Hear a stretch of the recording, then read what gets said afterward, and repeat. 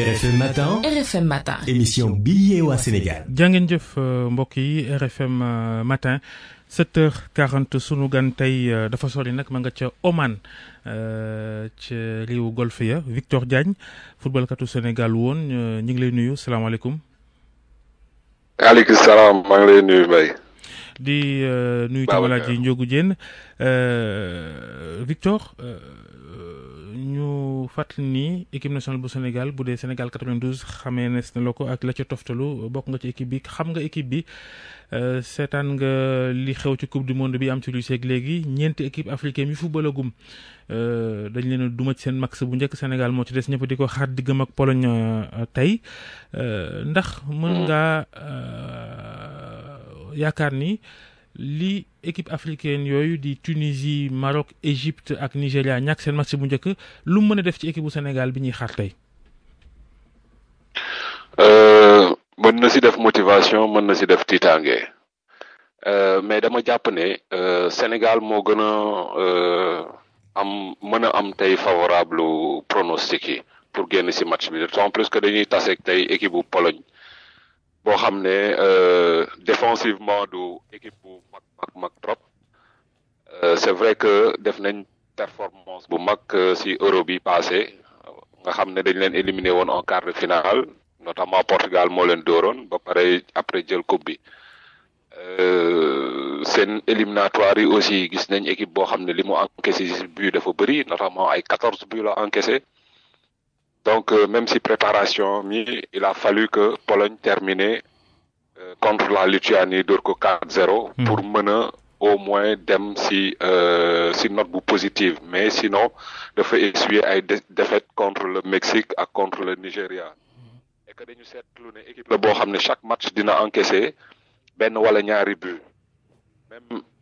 match nul contre Chili 2-2, même de fa dóor Corée, mais de fa dóor 3-2. Donc équipe la boo xam ne aussi tey du équipe bu mag c'est une équipe prenable. donc mën na nekk une source de motivation mook Sénégal ñoo bokk classe mën nañ ko wax noonu ci bu ñu doon xool football. dañu wax ne ñoo bokk classe malgré ay joueurs majeurs yu mel ni ay Lewandowski et autres bon ñoo xam ne xamee nañ leen ci championnat Allemagne bi nekk fa plusieurs fois meilleur buteur meilleur joueur donc du dara équipe la boo xam ne aussi. bloc équipe am mooy def force am tout le temps c'est-à-dire que c'est une équipe extrêmement solidaire derrière capable de contenir n'importe quel assaut mais je crois que tey jii nii équipe africaine yi fi ñuy juumee te Sénégal waru fa juumee mooy ne que ñun dañu am une certaine culture du football le football africain xam nga boo xam ne c'est basé sur du sérieux de l'engagement de la détermination de l'agressivité mais ñeenti équipe yi ma jot a gis c'est vrai que y a eu de la détermination mais dañu fekk ji équipe yi ñu doon taseel ñooñu ci seeni mën-mën c'est-à-dire tey jii nii li ñuy seetaan ci Champions League yi ñu mel ni ay Real Madrid wala Barcelone pratiquement yàq na ñun suñu football africain c'est-à-dire dañ ko bëgg a baser léegi sur la conservation sur la technique mais loolu noonu dafa am toujours lu muy àndal du suñu culture footballistique loolu noonu da ngay xool équipe africaine yi ko joué du seen base footballistique c'est-à-dire c'est maanaam football bu tubaabe football bu tubaabe exactement te loolu boo koy def c'est 10 ans ou 15 ans ou 20 ans derrière nga koy commencer def mais tey jii nii mën naa ne par exemple ñun nekkuñu ci logique boobu Sénégal di ngeen dégg ne tout le temps Sénégal li muy def du football Sénégal li muy def du football Sénégal li muy def du football mais tey jii nii yaakaar naa ne ñun suñu chance foofu la c'est-à-dire que am nañ benn humilité boo xam ne on a une défense très costaude boo xam ne li mu encaissé ci but je crois que équipe yu bëri yu dem ci coupe du monde bi encaissé nañ plus donc on a une défense solide maintenant après nag loolu dafa war a am une suite c'est-à-dire la suite c'est quoi ñun suñuy qualité c'est de contenir l'adversaire mais aussi de pouvoir bouffer les espaces derrière que l'adversaire va laisser, notamment ñu mel ni ay Sadio Mané wala ay Ismaïla Sarr s'il aura l'occasion de jouer. Mais justement, parce que les joueurs ils sont rapides, il faut jouer sur ces qualités-là. mais justement tey jii nii Sénégal nan la war a aborder match bi tey boo nekkoon place Aliou Cissé ban équipe ngay teg ban 11 ngay teg pour match bi ngir gagner ko contre Pologne. Mais je crois que c'est clair. Quand on a un Khadim Ndiaye, quand on a Koulibaly, Sané, Gassama ak Sabali, je crois que la défense est wax na boppam ba pare. Après tu as un Gana Pape Alioune Ndiaye. Bon, maintenant défense bi un peu perturbée ak forfait wu Saliou Ciss Adama Mbengue remplacé ko côté gauche gis nañ match amical bu ñu seetaan télé bi contre Croatie. Youssouf Sabaly la Aliou Cissé yóbbu côté gauche indi Gassama côté droit. Effectivement, c'est-à-dire que avant Saliou Ciss di gaañu man côté boobu laa d'accordul trop avec l'entraîneur. C'est-à-dire que je peux pas comprendre que tu amènes un latéral gauche de métier kese nga jël ko teg ko ci banc bi donc soxlawul woon nga koy indi ngay jël un droitier di ko fa yóbbu et qu'on sait que Sabaly est mieux que Gassama sur le flanc droit puis Sénégal di encaisser yu bëri ci suñu côté droit lay jógee donc ça je crois que ça a été rectifié mais aussi les observateurs diront toujours que le côté droit est le maillon faible de l'équipe du Sénégal donc côté boobu mën nañ ci def attention maintenant Victor Diagne Gassama tamit li muy indi côté offensif di yéeg di centrer itam loolu qualité la ci moom. Bon qualité mais on est en coupe du monde c'est-à-dire que pour nga mën a exploiter yow ses forces offensives il faut savoir défendre d'abord parce que défendre boobu moom mooy tax boo récupérer ballon bi mën a projeter wu vers l'avant donc toutes les équipes qu'on a vues même les grandes équipes actuellement savent défendre c'est-à-dire que cette coupe du monde n'est pas une aussi grosse coupe du monde ci li ñu jot a gisagum mais les équipes sont tellement organisées défensivement que pour les percer ça va être extrêmement difficile c'est le cas de le Brésil est tombé dans ce piège l'Argentine est tombée dans ce piège l'Espagne aussi est tombée dans ce piège la France a tiré son épingle du jeu l'Allemagne est tombée dans ce piège. Victor Diagne téléphone bi mi ngi Victor téléphone bi mi ngi saturé tuuti da nga koy xaw a pousse ñu fàttali ni Victor Diagne mooy sunu gan tey ci RFM tey yaa nga ca Oman di fàttali ni doon nga entraîner ay équipe fii mos nga entraîner équipe ci Arabie Saoudite waaye Oman googu yaa ngi ci benn centre de formation bu am solo Oman sori na lool ndax fi ñu toll nii 11h47 moo fa jot 4 heures de décalage par rapport ak Dakar yaa ngi doon wax lu am solo ci taxawaayu équipe bi léegi nii.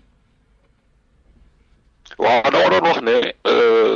équipe loo baax il faut que mu am organisation défensive bu wóor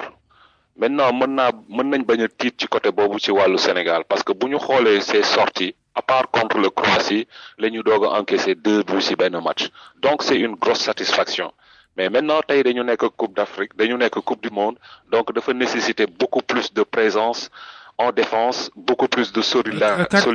Karambo ci sa xam-xam ak li mu toog lu yàgg footballul malgré tout Aliou Cissé woo na ko match amical yi gis nañ tam dañ ko mosol ci sa xam-xam yaakaar nga ni moo war a samp mook Koulibaly tey wala Koulibaly Salif Sané. non c'est-à-dire que Kara man dama doon wax ne amaana sax jarul woon muy ñëw ci Coupe du Monde bi parce que xam nga tey il faut se dire la vérité aussi c'est-à-dire bëgg lu neex nit di ko dugal ci loo xam ne mënu ko aussi daf ñuy sonal tey on peut pas lui donner le temps parce que on est en équipe nationale on est en Coupe du Monde personne n'a le temps d'attendre un blessé pour que mu pare la preuve bi mu duggee contre Luxembourg dañ ko fa bourler c'est-à-dire que ce sont ces automatismes là moom mooy indi ay nga encaissé benn but ay détails yu ndaw c'est-à-dire ak Kara il a eu une blessure bu yàgg ci moom depuis décembre ba tey benn match la joué officiel coowal liste bi waaye li nga bëgg a wax mooy ku ci mel ni Papy Djilo Bodji exemple la dafa waroon a bokk ci équipe bi au lieu ngay woo Kara Mbodj. mais bien sûr xam nga état d'âme joueur da nga koy gérer ça fait partie du travail d'un entraîneur c'est-à-dire un entraîneur tey da ngay nekk aussi un sociologue c'est-à-dire gérer ay caractères ou ay joueurs xam nga donc son tey jii nii mais dépassé nañ cadre boobu aussi à l'heure actuelle on est dans un cadre boo xam ne joueurs ya fa nekk il faut nga utiliser leen mais da nga war a xam aussi naka nga leen di utiliser pour man Kara il sera trop court pour ce match-là mais défense bi wane na boppam y a Sabali qui a joué, il y a Gassama qui a joué, il y a Koulibaly qui a joué, il y a aussi Salif Sané. Je crois que la défense elle est là. léegi attaque bi aussi Après nag attaque bi aussi problème la Sénégal amaguñu bit joueur boo xamante ne bit dëgg la fu mu ko amee dugal ko ci caax yi loolu problème la pour yow nan lañ mën a def ba nga xamante ne daal loolu dina nekk lu ñuy saafara am koo xamante ne fu mu kiiwee rek mu wuyu. xam nga bu ñuy wax attaque prolifique dafa fekk équipe bi di dugal lu bëri mais comme suñu équipe du dugal lu bëri mais aussi da ngay xool attaquant yi nga indi kan nga yaakaar ne boog par rapport ak statistiques yi kooku war na mën a démarrer match bi tey boo xoolee Sénégal bu ni mu nar a jouer par exemple toog xaar adversaire bi projeté wu on a que 2 attaquants qui sont capables de la première à la dernière minute de se battre pour marquer un but et Moussa Konaté c'est Mame Biram Diouf. Tous les autres ils sont pas rapides et ils ne font pas beaucoup d'efforts. Parce que Moussa Konaté aussi, c'est 12 buts avec Amiens. Même si Amiens, c'est une équipe de seconde zone en France, moi, c'est attaquant, il faut yobou. Et c'est le joueur, il ne rechigne pas de travailler, il se bat tout le temps contre les défenses adverses, il a l'habitude de se battre et de prendre. Mame Biram aussi, c'est un joueur qui ne lâche rien. Je crois que ce sont les 2 attaquants, Sénégal, on utiliser dans ce genre de match. C'est-à-dire beaucoup courir, avoir une occasion et la marquer. Et on est dans des conditions optimales pour ça parce qu'on a les joueurs qu'il faut maintenant. Est-ce que mayonnaise bidjelna? Est-ce que les joueurs ont compris le discours de l'entraîneur? Mais xeyna caabi ji daal ñu bañ a focaliser wu ci avant-centre de pointe yi caabi ji xëy na mooy côté yi ku ci mel ni junj nga sànq Ismaïla Sarr Sadio Mané ci jaar ci côté yi daal mooy gën. Mais effectivement parce que équipe bu Pologne bi comme nu ma ko waxee sànq ça tourne autour de joueurs majeurs yoo xam ne certains beaucoup d'entre eux ont joué au moins 2 à 3 fois une Champions League, la plus prestigieuse coupe d'Europe. Donc tey boo bëggee génn ci équipe yu mel noonu c'est sûr qu'il y aura beaucoup de pression ci ñun. Il faudra qu'on utilise nos flancs. Il faudra qu'on soit agressif dès la perte de balle. Il faudra que mu am ben engagement boo xam ne yeneen équipe africaine yi amuñu ko. En tout cas, pour ce match, on a notre carte à jouer. Et franchement, on doit avoir confiance parce que tasewuñu aussi une équipe comme le Brésil wala l'Espagne wala leneen. Et que suñu match bi ñu yaakaar ne moom mooy bi gën a metti ce sera contre la Colombie. Alors donc c'est l'occasion pour nous ñu dugg ci Coupe du Monde bi par une victoire wala un résultat positif parce que résultat positif du rek gagner match. C'est aussi savoir gérer pour prendre un point au cas où. Mais aussi c'est prendre les choses comme elles viennent même si ñaanuma ko yàlla tey dañ ñu gagner daf ñu war a servir de leçon mais cas boobu ñun arrangé wuñu parce que mësuñu jàng ci suñuy défaite. Pour dire la Coupe d'Afrique de passé. C'est-à-dire qu'à chaque défaite, on a du mal à rebondir. Donc, nous l'avons arrangé, soit une victoire, au pire des cas, prendre un match nul et préparer notre prochain match, Inch'Allah. Mais ni ngay waxee dafa mel ni yow gis nga ne daal mën nañ cee génn bu baax a baax parce que ba léegi loolu ngay junj ci ne bu ñu defee li war daal amul benn problème Sénégal wees sax nul war na mën a gagner match bi yow sa gëm-gëm mooy loolu. Parce que dama dégg joueurs yi ñu ci bëri conférence de presse ñu wax façon boo xam ne man damay suivre équipe bi très régulièrement que je sois à Dakar wala à l'étranger mais dama leen dégg ñu wax loo xam ne man boog dal na sama xel ku ci mel ni Koulibaly entre parenthèses pour man c'est le maître à jouer de l'équipe du Sénégal de par sa personnalité et de par son charisme aujourd'hui man dama naan moom moo war a nekk capitaine équipe nationale parce que ñu ci des aussi ils sont un peu trop attentistes yu demee noonu donc moom am na charisme nekk tey capitaine équipe nationale donc quand je les entends parler da ngay sentir une certaine détermination c'est-à-dire que ce sont des joueurs aujourd'hui qui ont faim bëgg marquer seen empreinte parce qu'aussi il y a une certaine pression buy daw seen kaw mooy que ne est-ce qu'ils sont capables de faire le même exploit que leurs aînés de 2002 ont fait ñoom dañ ko gëm parce que ñi ngi koy véhiculer ñi ngi koy wax maintenant c'est dans le terrain donc man su ma leen xoolee ci côté boobu damay am confiance aussi et loolu la ñu soxla actuellement d'autant plus que tasewuñu ak équipe de grande envergure Pologne la ñuy taseel quoi c'est vrai que on leur doit beaucoup de respect mais c'est quand même une équipe prenable. léegi équipe africaine yi tamit faaw ñu wax ci Victor bon est-ce que teelul def bilan ne dara baaxul ci premier match bi ndax ñetti match de poule la ñu ci mel ni waa Tunisie Maroc Égypte tey déjà ak Mohamed Salah dinañu football seen match bu jóg contre Russie boobu moom dina compliqué Égypte tey.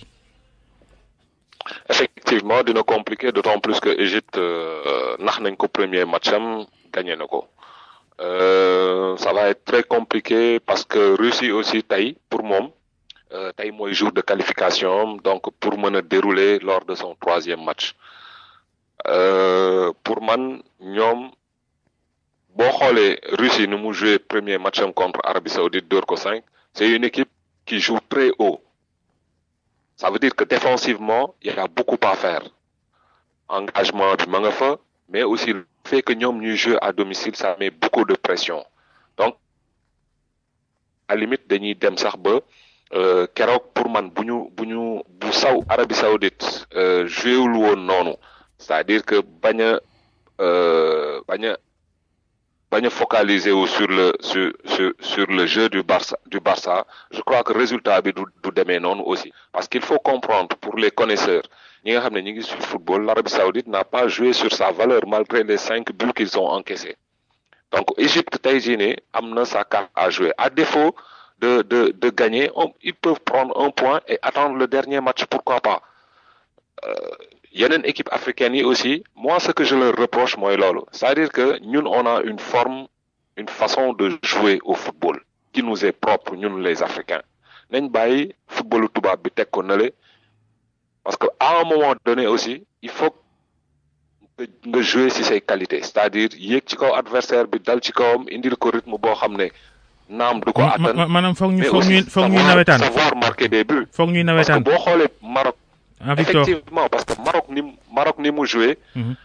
mais il y a eu un manque de concentration cruel tu domines l'adversaire tu te fais prendre tu prends un but à la dernière minute c'est-à-dire contre l'Iran un adversaire prenable